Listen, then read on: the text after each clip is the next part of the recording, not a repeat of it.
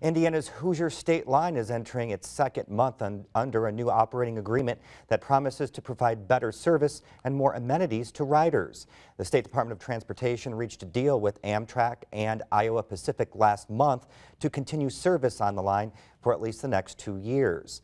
The state and communities along the route are shouldering the financial burden after Congress cut funding for the regional line in 2013.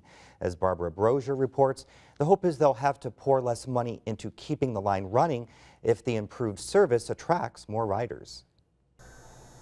Tired faces fill the lobby of Indianapolis's Amtrak station, where riders are waiting to catch the 6 a.m. Hoosier state line heading toward Chicago.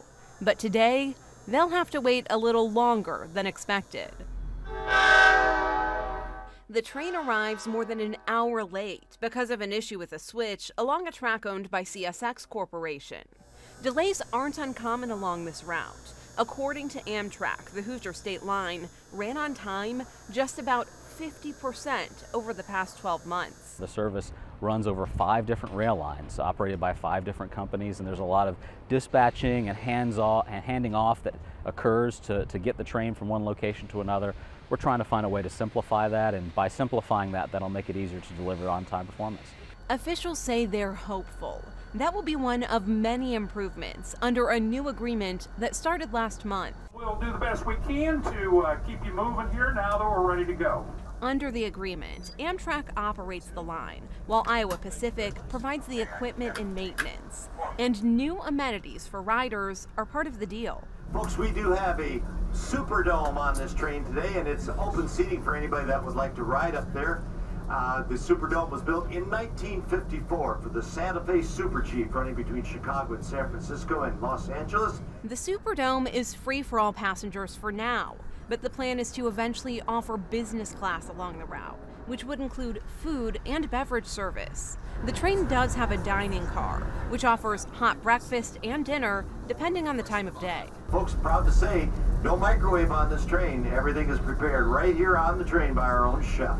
Rita George and her husband rode the train last year and say they're pleasantly surprised by the recent improvements. I was really dreading it because I knew how it was last year, so it just makes it nicer, a lot friendlier.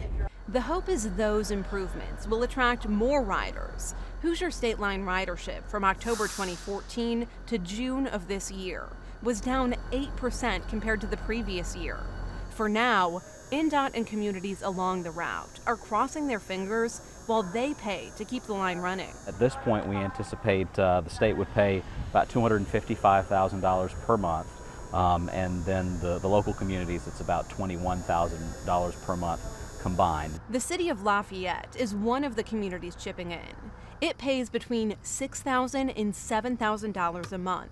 That's no small chunk of change for cities that are struggling with dwindling budgets. But Lafayette sees it as a worthwhile investment. We look at it as economic development, not just taking a leisure ride on the train. We look at it as how do you retain talent?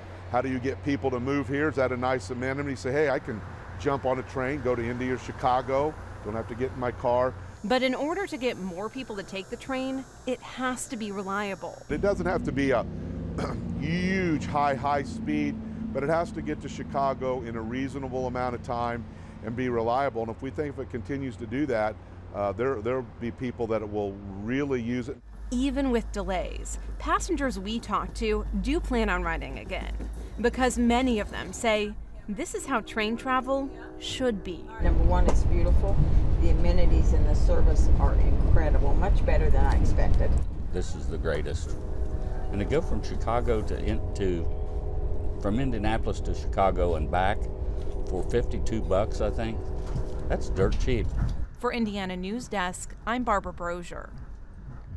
The Hoosier State Line is also offering Wi-Fi as part of its new amenities, but only in areas where there is cell phone reception. At the end of the 23-month agreement, the state will have the option to renew the agreement with Amtrak and Iowa Pacific for up to 4 additional years.